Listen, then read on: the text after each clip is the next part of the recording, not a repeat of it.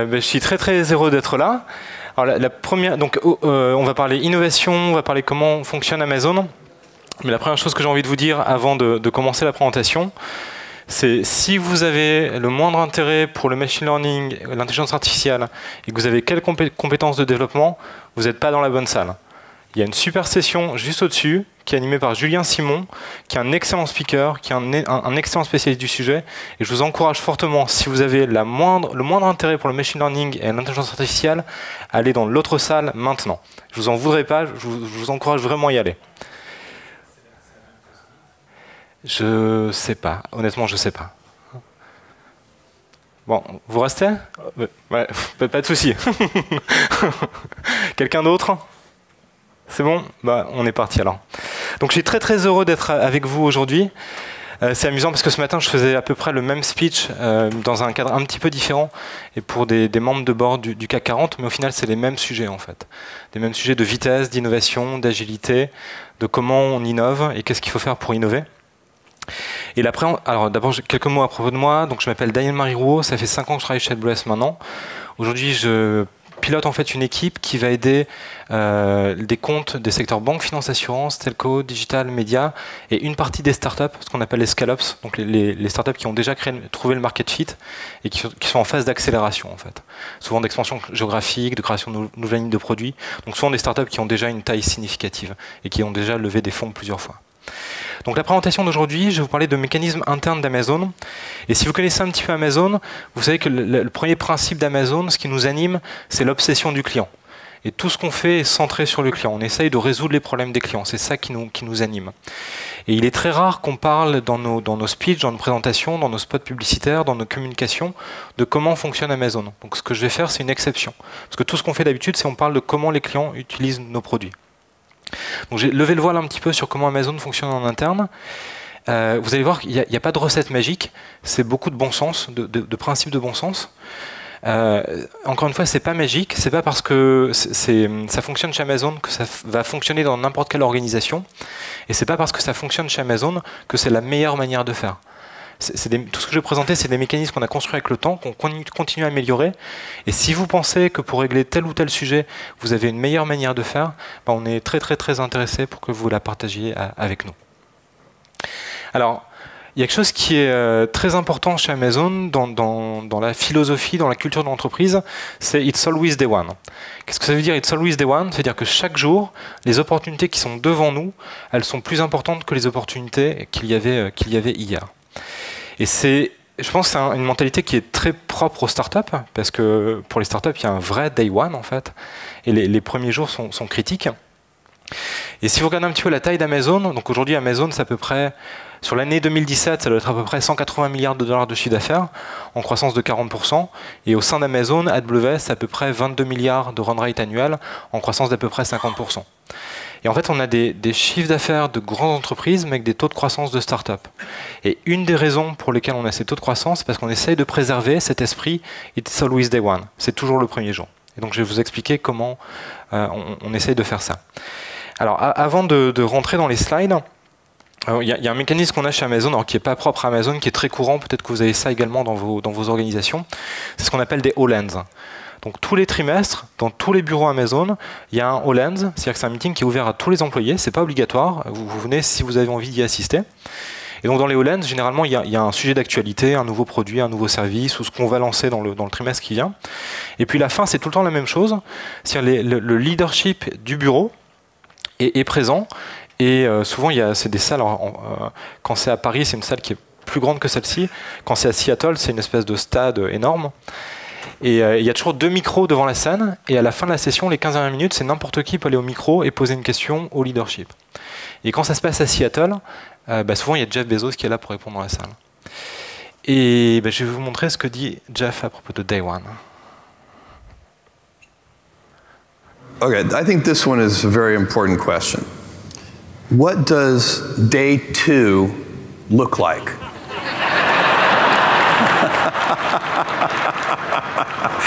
What does Day 2 look like? I know the answer to this. Day 2 is stasis, followed by irrelevance, followed by excruciating, painful decline, followed by death. And that is why it is always day one.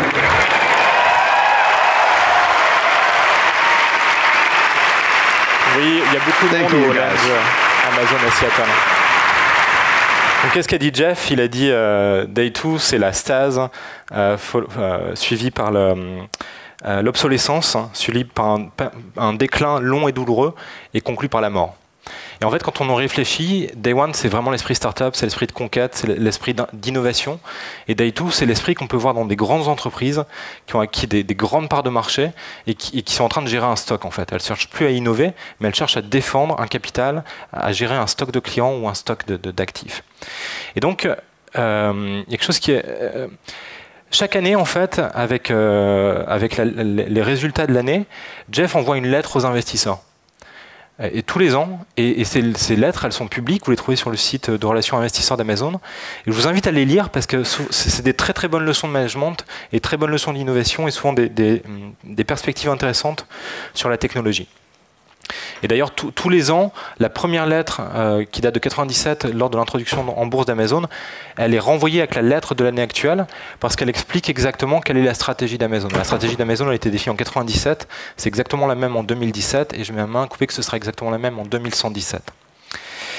Et donc ce Holland, ce que vous venez de voir, je crois qu'il était en décembre 2016.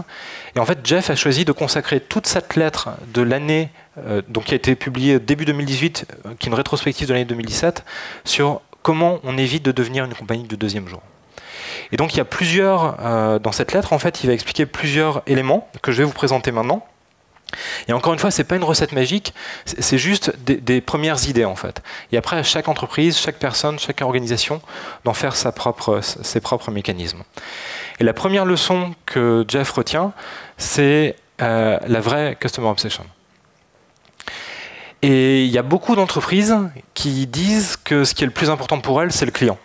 Que ce qui est le plus important pour elles, c'est de répondre aux besoins des clients. Il y a beaucoup, vous regardez le communiqué de presse de toutes les boîtes du CAC 40, vous allez trouver Customer Focus, Customer Centricity, Customer Value, un peu partout dans les communiqués. Mais en réalité, il y a très peu d'entreprises qui l'appliquent réellement. Et qu'est-ce que ça veut dire être... vous remarquerez qu'on parle de Customer Focus, c'est pas Customer Centricity, c'est vraiment Customer Obsession. Qu'est-ce que ça veut dire Customer Obsession? C'est-à-dire qu'on va considérer que quel que soit les résultats, quel que soit le taux de croissance, quels que soient les résultats des enquêtes de satisfaction, si tous les indicateurs business sont ouverts, si tous les indicateurs d'enquête de satisfaction sont ouverts, on va quand même considérer que le client est insatisfait. Et on va considérer que le client est perpétuellement, continuellement, délicieusement insatisfait. Et on ne va pas attendre d'avoir un indicateur qui passe au rouge pour commencer à réfléchir à comment on va résoudre le problème et comment on va l'enchanter dans 6 mois. En fait, on travaille perpétuellement sur ce qui va enchanter nos clients dans 6 mois, dans 2 ans ou dans 3 ans. Donc c'est cet esprit de chercher à tout le temps enchanter le client et ce de manière perpétuelle. Alors, je vous laisse 10 secondes pour lire ceci.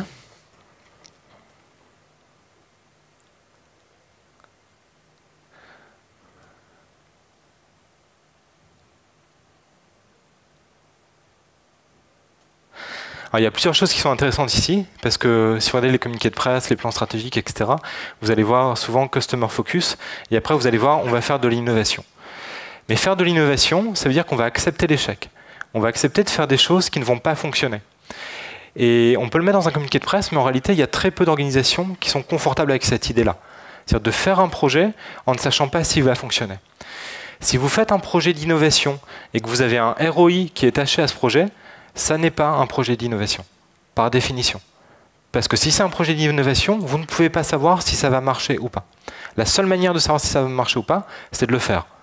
Et c'est seulement là, une fois que vous l'aurez testé, que vous l'aurez mis dans la main de vos clients, que vous saurez si c'est une bonne idée, et puis si vous pourrez en créer un business qui est rentable.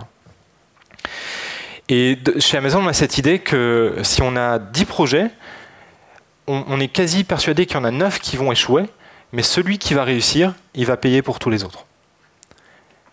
Parce que les vrais projets qui apportent de vraies innovations apportent des gains qui sont exponentiels.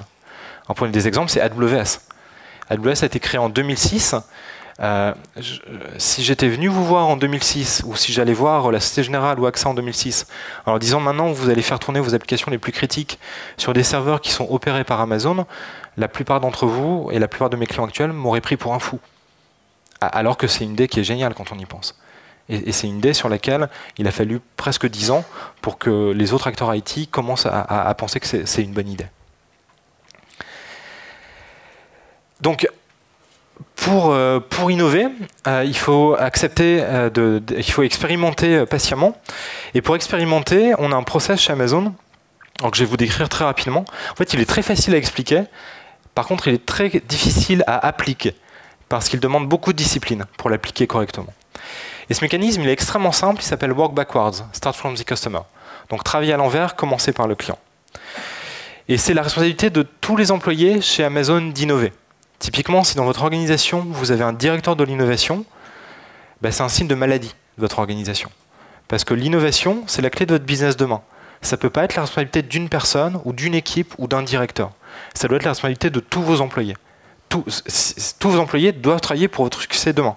Sinon, je ne sais pas ce qu'ils font. Donc, c'est la responsabilité de tous les employés d'innover. Et quand un employé a une idée, la première chose qu'il fait, c'est pas de faire un MVP, c'est pas de faire un POC, c'est pas de faire un cahier des charges, c'est pas de faire une maquette, c'est surtout pas de faire un RFP. La première chose qu'il fait, c'est d'écrire une press release. Donc on va écrire une press release comme si le produit allait sortir aujourd'hui. Donc cette press release, elle va expliquer en fait du point de vue du client quel est le problème client qu'on va résoudre. Et elle va donc à ce moment-là, on ne sait pas quelle technologie on va utiliser, on ne sait pas combien ça va coûter, on ne sait même pas si c'est possible. Mais on va essayer d'identifier le plus finement possible quel est le problème client qu'on va résoudre. Parce qu'une innovation, elle doit forcément résoudre un problème d'un client. Si vous sortez une innovation et qu'elle crée des problèmes, ce n'est pas une innovation. Vous n'avez pas été au bout du cycle de réflexion. Donc ça va être relu, réécrit, c'est un processus itératif. Et si ça c'est validé, la deuxième étape, c'est d'écrire la FAQ. Et la FAQ, c'est les questions les plus fréquentes. Donc à ce stade-là, on n'a toujours pas fait de maquette, on ne sait pas quelle techno on va utiliser, on ne sait même pas si la techno actuelle permet de faire ce produit ou service. Par contre, on va essayer d'adresser, si je mets le client face au produit ou au service tel qu'il est décrit dans le communiqué de presse, quelles sont les questions que le client va se poser. Et en fait, c'est souvent les questions les plus difficiles. Les questions quand on a une nouvelle idée, qu'on va essayer d'éviter en fait. On va se dire, ces questions-là, elles vont se résoudre dans le développement du projet. En réalité, elles ne se résolvent jamais, elles deviennent juste de plus en plus compliquées. Donc on va essayer de les adresser upfront. Et là, pareil, cycle de relecture et écriture, relecture et écriture. Et si ça, c'est validé, la troisième étape, c'est toujours pas de faire un POC, une maquette, un MVP et surtout pas un RFP.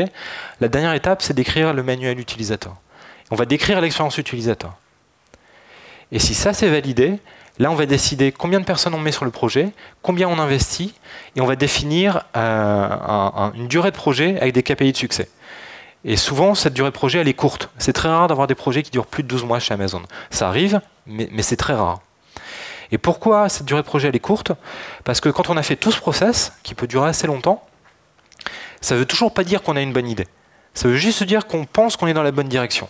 Et la seule manière de valider que c'est une bonne idée, c'est de créer ce produit ou ce service et de le mettre dans la main des clients. Et c'est seulement quand ce produit ou service sera dans la main des clients qu'on verra si c'est une bonne idée ou pas. Et ce process, il a plusieurs avantages. Le premier avantage, c'est que ça vous évite d'être biaisé par l'organisation, par le poids des habitudes. Parce que si vous commencez par faire un MVP, une maquette, etc., vous allez faire ce que vous savez faire ou ce que vous pouvez faire. Et vous allez utiliser les technologies, les outils que vous maîtrisez. Donc vous allez probablement faire quelque chose qui va être un peu mieux, un peu plus efficace, un peu moins cher, mais ce sera rarement disruptif. Donc le fait de se focaliser sur les besoins des clients, ça nous permet de nous abstraire en fait du poids des habitudes, du poids du legacy, du poids de la culture, du poids de l'organisation. Et le deuxième point, en fait ce process s'appelle Work Backwards, donc travailler à l'envers, commencer par le client. Ça fait 5 ans que je travaille chez AWS, et j'ai l'impression maintenant, alors je suis biaisé, mais que c'est les autres entreprises qui travaillent à l'envers. Parce que ce que je vois souvent, c'est qu'il y a une super équipe R&D ou une super équipe de développeurs, ils font une super techno, Et puis quand tout a été goupillé, etc., ça a pris 12 mois pour développer le machin. Ils vont voir l'équipe marketing, ils leur disent voilà ce qu'on a construit, maintenant fais-moi un communiqué de presse et vends-le. Et c'est absurde de fonctionner comme ça. On ne fait pas un communiqué de presse quand on a créé quelque chose dans son coin pour essayer de le positionner vis-à-vis du marché. Parce qu'on ne sait pas quel problème client on va résoudre. On ne sait pas qu'est-ce qui a drivé cette logique d'innovation. Donc ça permet en fait de s'assurer, un, qu'on n'est pas biaisé par le poids du legacy, et deux, qu'on crée des choses qui répondent, enfin on essaye, hein, c'est pas magique comme process, mais qu'on crée bien des produits ou des services qui résolvent des problèmes des clients. Et un insight intéressant, on organise des ateliers en fait, ou si ça vous intéresse, vous pouvez contacter votre account manager pour faire ça, où on montre comment on écrit des press releases à la mode Amazon. Et la première question qu'on pose dans une press release, c'est qui est le client. La première chose qui doit être évidente, c'est à qui on s'adresse, qui est le client. En fait, il est très courant, en fait, quand on travaille avec des grandes entreprises, qu'elles ne savent pas répondre à la question qui est leur client. Parce qu'à la fin, leur client, ça peut souvent être l'actionnaire et pas le client final. Donc, expérimenter patiemment. Et la deuxième dimension, c'est accepter et reconnaître l'échec. Si on veut innover, il faut accepter de faire des choses dont on ne sait pas si elles vont fonctionner. Alors, la presse parle souvent des succès d'Amazon. On est très très fiers d'avoir beaucoup d'échecs. Et plus on va grandir, plus on va avoir des échecs qui sont importants. Et quand je vais vous parler d'échecs chez Amazon, j'ai vraiment le choix. Alors, je vais prendre un exemple. Je vais vous parler du Failure Phone. Pardon, le Fire Phone. Donc le Fire Phone qu'on a lancé en 2014, on a voulu en vendre des millions d'exemplaires. Si on en a vendu quelques milliers, c'est le bout du monde. Donc ça, c'est un vrai échec en termes commerciaux. On n'a pas du tout atteint les objectifs qu'on s'était donnés. Il y a deux choses intéressantes qui sont à noter. La première chose, c'est que ça n'a pas marché du tout, mais il y a plein de technos qu'on a créés ici, que vous retrouvez dans un autre produit, maintenant dans une autre ligne de produit qui fonctionne très bien, qui est Alexa. Notamment tous les outils de synthèse vocale, etc., ont été créés initialement pour le Fire Phone. Donc échouer, c'est pas la fin du monde. Échouer, c'est essayer quelque chose, c'est une occasion d'apprendre, et ce qu'on a créé sur un produit, on peut le réutiliser ailleurs. Donc c'est à la fin d'un projet d'innovation, la question qu'on doit se poser, c'est si c'est un échec, c'est est-ce que c'est un échec parce que c'était une mauvaise idée, et à ce moment-là j'arrête et je passe à autre chose, ou est-ce que c'était un échec parce que c'était une mauvaise implémentation? Et à ce moment-là, je peux recommencer, mais de manière différente, avec d'autres idées, d'autres concepts. Et l'autre aspect qui est intéressant, c'est que quand on a compris que c'était un échec, j'ai plus les dates exactes en tête, mais il me semble que ça a été annoncé à début de l'été 2014, et moins de 6 mois après, on a complètement arrêté la production, arrêté la ligne de produit, on a tout arrêté en fait. Et la deuxième dimension qui est extrêmement importante dans l'échec, c'est accepter l'échec, accepter de faire des choses dont on n'est pas sûr qu'elles vont fonctionner. La deuxième chose qui est extrêmement importante, c'est reconnaître l'échec. Et je vois beaucoup de grandes entreprises où c'est tellement compliqué de lancer des projets d'innovation qu'il y a quelqu'un qui va prendre son bâton de pèlerin, qui va trouver un sponsor, un membre du board, etc., qui va récolter du budget, qui va réussir à convaincre plein de gens.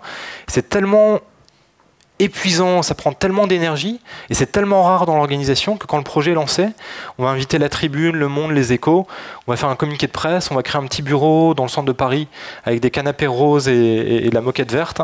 Et on va essayer d'habiller tout ça à la mode start-up, justement.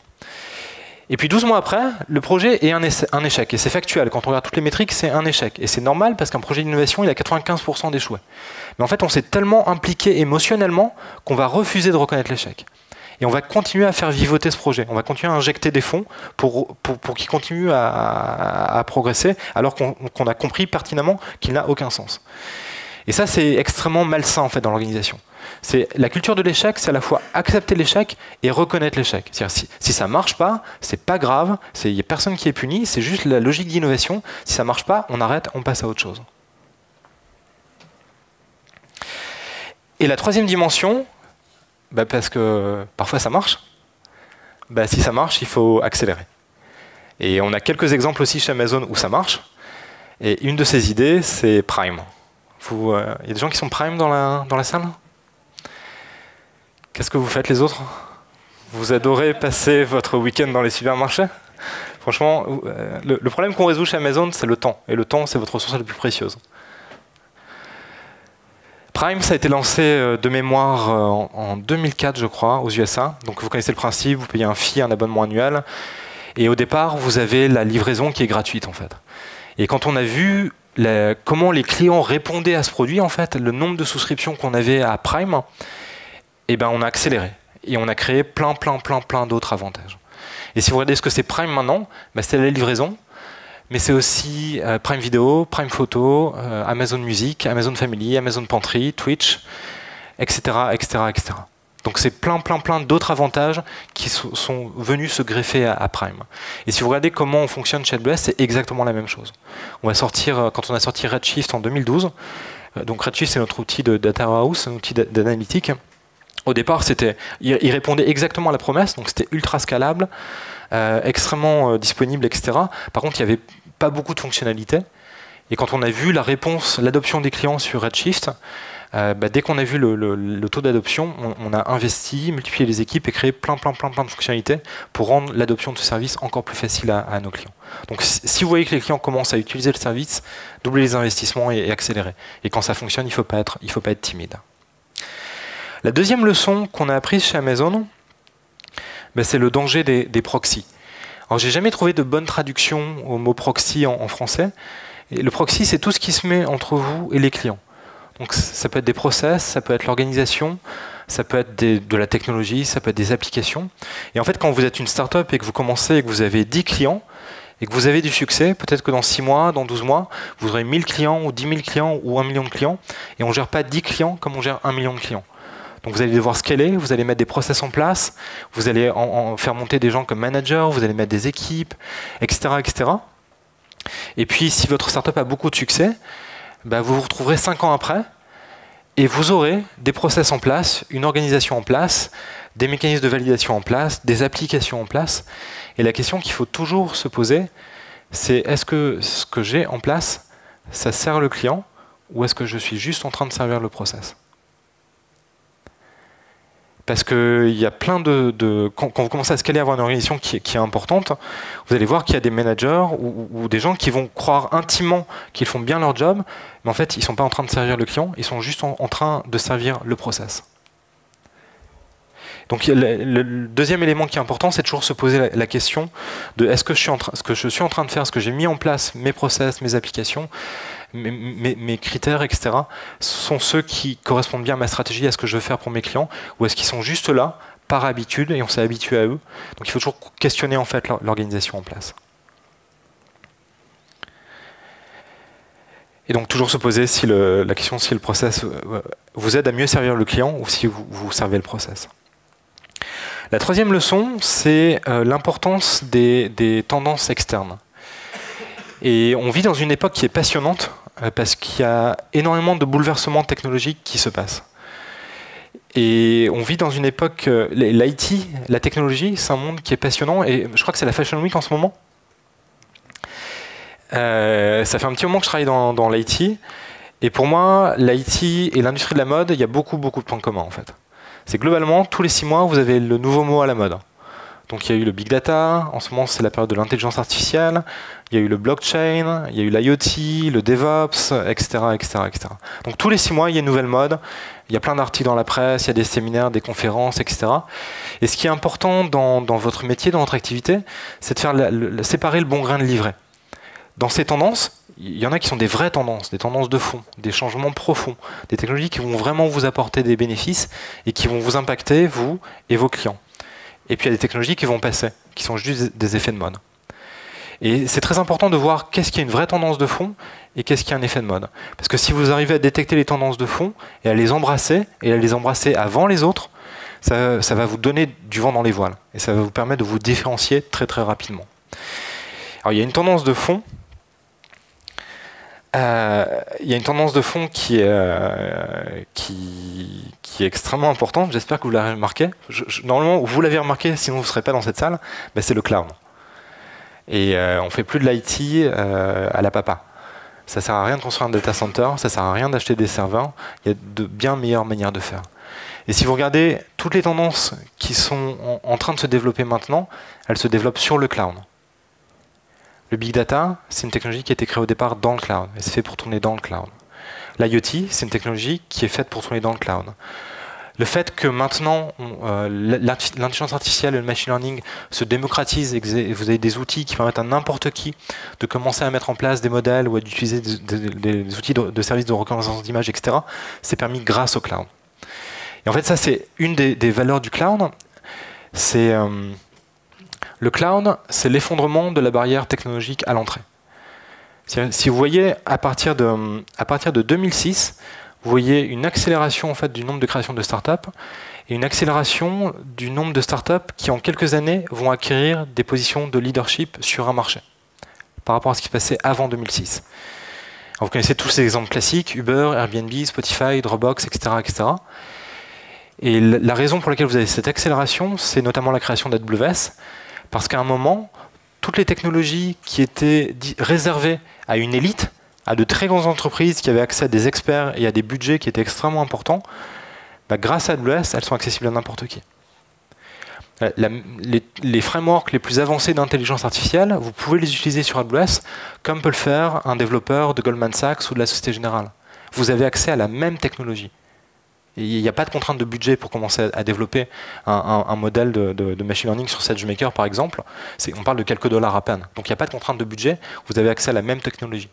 Donc cette barrière à l'entrée technologique qui était la capacité d'avoir des ressources expertes et des budgets d'investissement importants, ça n'est plus un différenciateur. C'est-à-dire que sur ce terrain-là, vous êtes à égalité avec n'importe quelle autre entreprise dans le monde.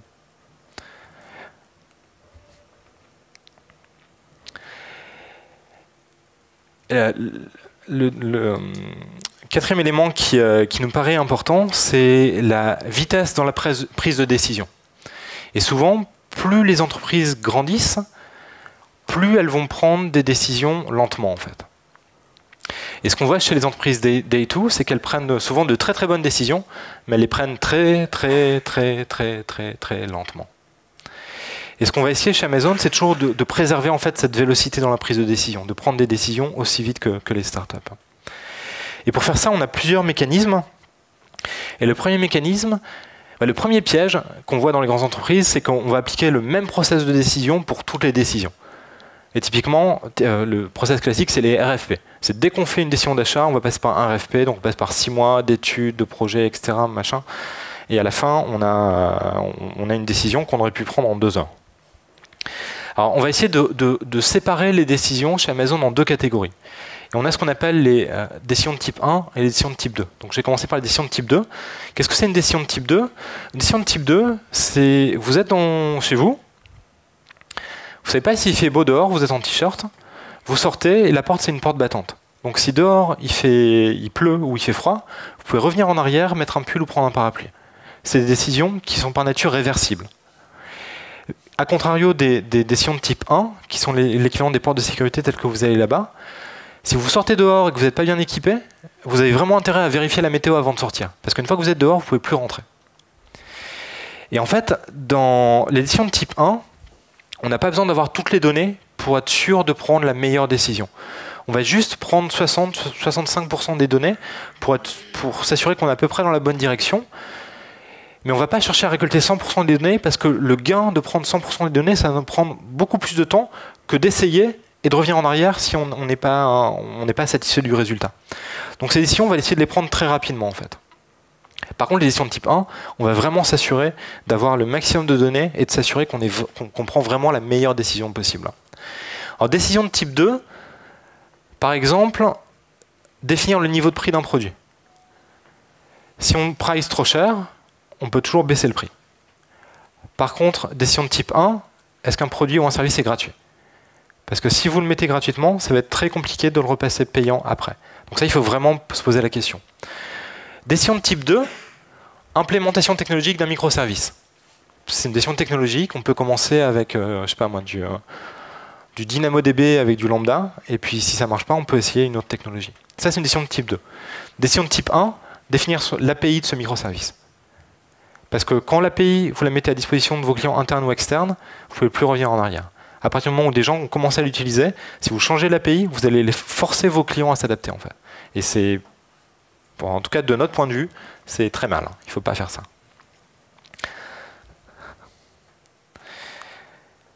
L'autre, je ne sais pas si j'aurai le temps de vous en parler, mais chez Amazon, on a une culture qui favorise vraiment. On veut que les gens soient passionnés en fait et défendent leurs décisions. Si vous êtes dans une salle, peu importe avec Jeff Bezos ou Andy Jassy, si vous n'êtes pas d'accord, il faut le dire. Et c'est notre job, peu importe la hiérarchie, le niveau des gens dans la salle, si on croit en quelque chose, il faut le dire en fait. Et ça veut dire que parfois on va avoir des situations de conflit en fait. Et ce qui est très important de maintenir dans une organisation, c'est pas grave s'il y a un conflit, c'est pas grave, c'est normal, parce qu'on a des gens qui sont passionnés, qui vont défendre des convictions. Par contre, il faut des chemins de résolution rapides.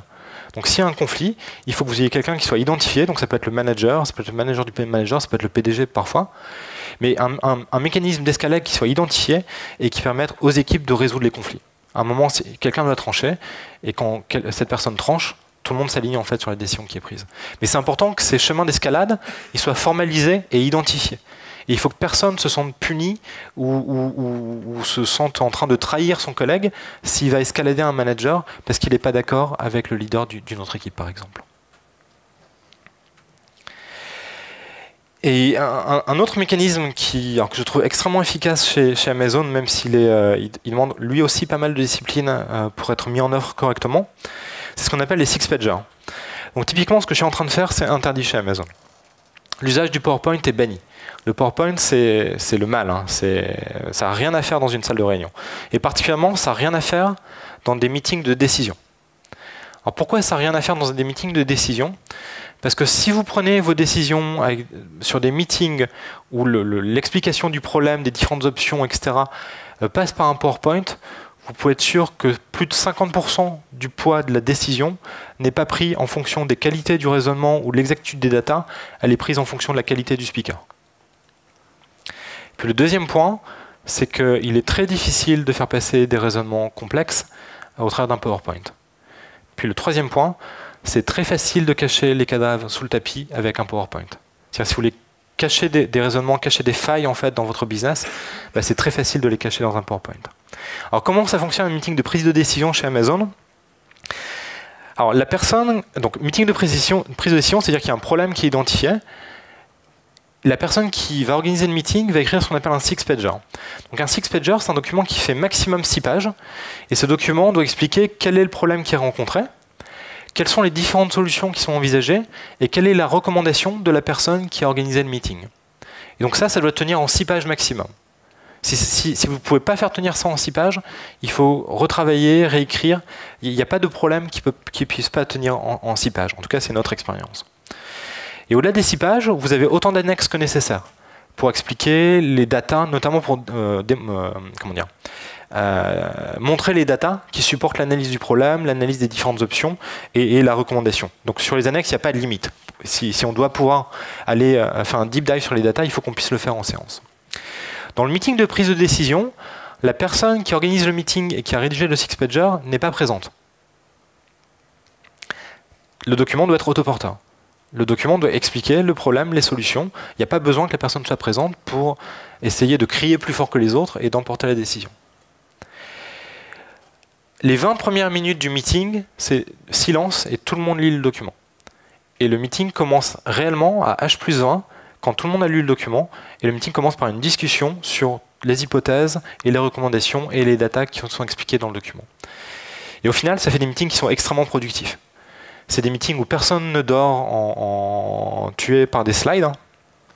C'est des meetings où tout le monde est actif. C'est des meetings où tout le monde a les mêmes bases de connaissances. Tout le monde a lu le document, donc tout le monde maîtrise les données du problème. Donc tout le monde peut contribuer. Et c'est ce qu'on a appris, c'est que c'est des meetings qui permettent de prendre de meilleures décisions. Et vous pourriez me dire, écrire un six-pager, c'est long. Et oui, c'est long. Surtout quand c'est les premiers. Ça ne se fait pas en 2 heures. C'est plusieurs heures, voire plusieurs jours de travail. Ça va s'étaler sur plusieurs semaines, parce qu'il faut on va écrire une première version, on va laisser dormir ça un petit peu, on va revenir dessus quelques jours après, etc. Donc les premiers, ils peuvent prendre plusieurs semaines, après on est plus efficace. Donc c'est assez long d'écrire un bon six-pager. Par contre, le temps qu'on perd là, c'est énormément de temps de gagner après. Parce que si on avait, avec ce processus-là, on assure la qualité de la prise de décision, et si on n'avait pas pris la bonne décision à ce moment-là, ça coûterait beaucoup plus de temps de partir dans une direction et de s'apercevoir qu'on n'est pas parti dans la bonne et de revenir en arrière. Et puis tout ça, c'est beaucoup plus amusant. Parce que ça veut dire que vous travaillez dans une entreprise qui va prendre des décisions rapidement et sur lesquelles vous avez un vrai impact. C'est-à-dire que n'importe qui peut écrire un six-pager, n'importe qui peut écrire un communiqué de presse pour lancer un nouveau projet, une nouvelle idée. Et donc ça fait que les équipes sont directement impliquées et ont un impact direct et réel sur la stratégie et le futur de l'entreprise. Alors je voudrais conclure en vous parlant rapidement des leadership principles d'Amazon. Donc je ne sais pas si vous en avez déjà entendu parler. Ouais, exactement. Il y en a 14. Donc ils sont tous publics, ils sont ici. Et en fait, tout Amazon fonctionne là-dessus. Donc on recrute là-dessus, si vous travaillez chez Amazon, vous êtes promu, augmenté là-dessus, et toutes les décisions sont prises là-dessus. Et en fait, l'idée derrière ça, c'est... il y a plusieurs idées. Si vous postulez chez Amazon, par exemple sur un poste d'ingénieur Big Data, vous allez avoir 2 entretiens téléphoniques, globalement, qui vont valider vos compétences. Est-ce que vous avez le bon profil pour être ingénieur Big Data chez Amazon? Et si vous passez, donc ça c'est des filtres, si vous passez ces 2 entretiens, vous êtes convoqué à une journée complète d'entretien chez nous. Et dans cette journée, globalement, vous avez 5 entretiens et un exercice technique, si vous postulez pour un poste d'ingénieur Big Data.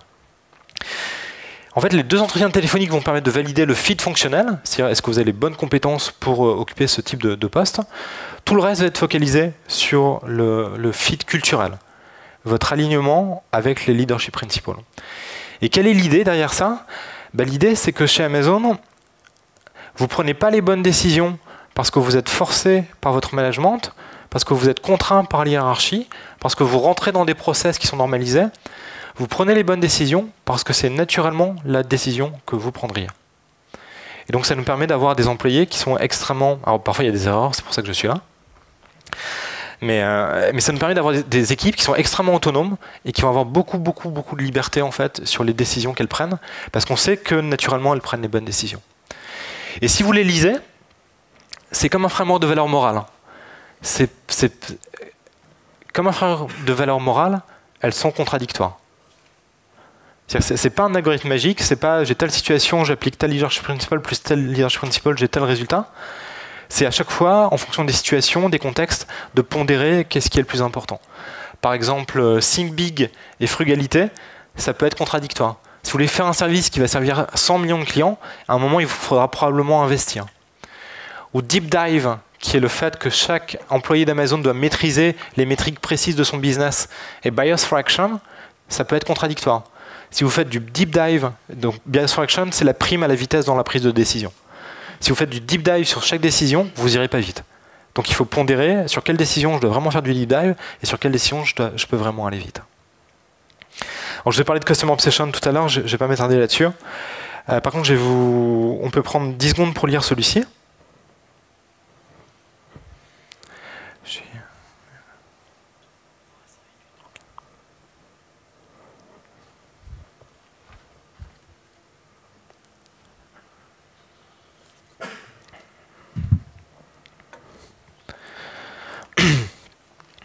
Donc ça c'est Invent and Simplify. Donc il y a plusieurs choses qui sont intéressantes de noter. Donc ce leadership principle, il s'applique aux leaders d'Amazon. Les leaders d'Amazon, c'est pas les membres du board, c'est pas les managers. Le leader, c'est le nom de tous les employés. Donc c'est la responsabilité de tous les employés d'innover, comme je l'ai dit tout à l'heure. Donc première chose intéressante, c'est innover, c'est forcément simplifier. Innover, c'est forcément simplifier.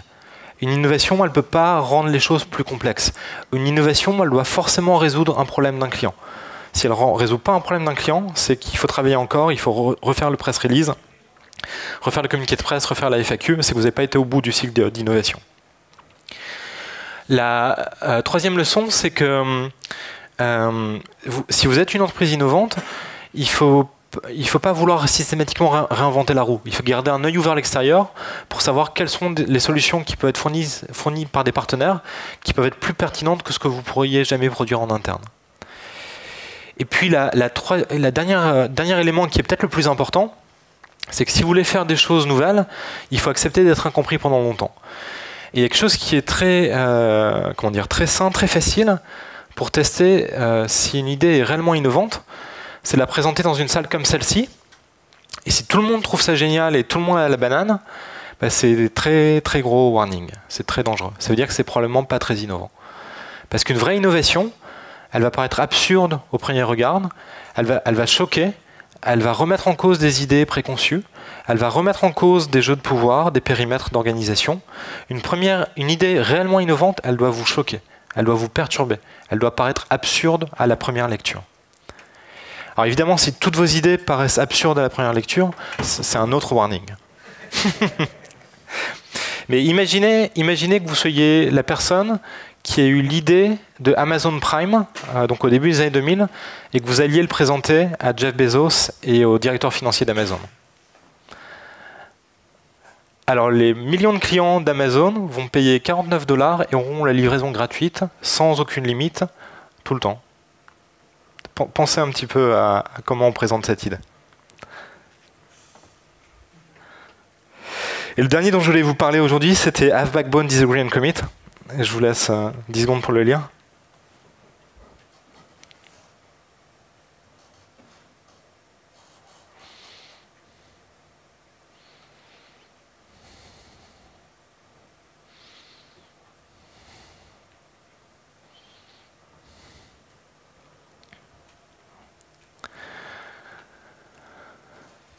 Donc, qu'est-ce que dit ce leadership principle? Il dit que tous les employés d'Amazon doivent défendre leurs idées, même si c'est inconfortable, même si c'est épuisant.